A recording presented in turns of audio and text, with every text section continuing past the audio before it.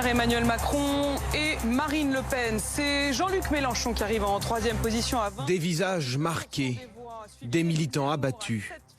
Pour Jean-Luc Mélenchon, le scénario se répète. Il échoue aux portes du second tour. La défaite de trop pour certains soutiens du candidat. J'arrive même pas à le croire. Enfin, honnêtement. La marginalisation, c'est bien un nouveau paysage politique qui est en train d'émerger. Et tous les petits candidats ont été laminés en fin de campagne. Quelques minutes plus tard, le candidat de la France Insoumise se présente. Les traits tirés, léger sourire de façade. Au pupitre, Jean-Luc Mélenchon est acclamé.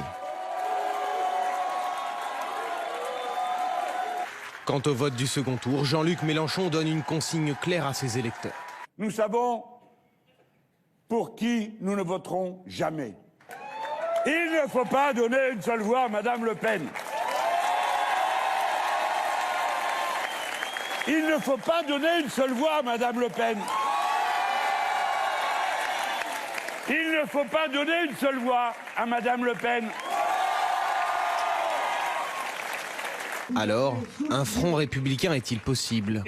Ces électeurs vont-ils voter en faveur d'Emmanuel Macron le 24 avril? Personnellement, je n'irai pas voter, vous voyez, ni Macron, ni Le Pen. Il y a entre la peste et le choléra, je vais choisir aucun des deux, quoi.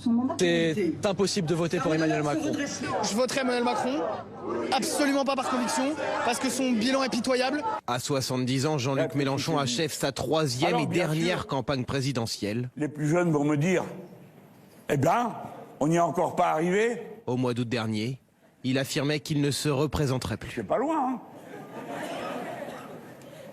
Faites mieux. Merci.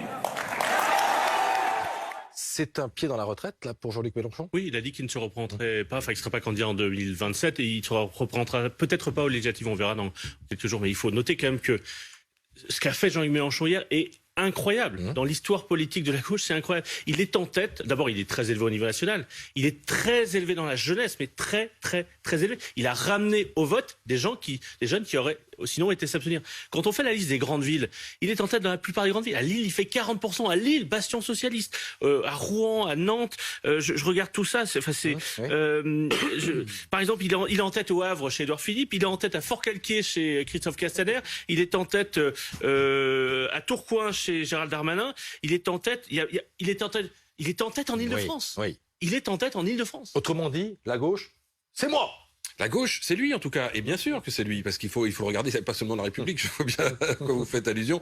Et surtout, quel changement par rapport à il y a 5 ans. Vous vous souvenez d'il y a 5 ans, cette espèce de froid qui s'était abattu sur la campagne de Jean-Luc Mélenchon, ce silence, ce semblant de contestation des résultats. Là, on a eu un Jean-Luc Mélenchon comme libéré par la campagne qu'il a menée, comme libéré par son score. On sait que ce sera vraisemblablement sa dernière aventure présidentielle. Je dis vraisemblablement parce qu'il faut toujours en politique se méfier. Mais en tout cas, on l'a senti libéré comme un passage de témoin et avec un appel très clair, en tout cas, à faire barrage à l'extrême droite et pas une voix pour Marine Le Pen. Il a répété 4 fois dans une espèce de jeu. Il a même plaisanté. Ça veut dire à quel point il était à l'aise.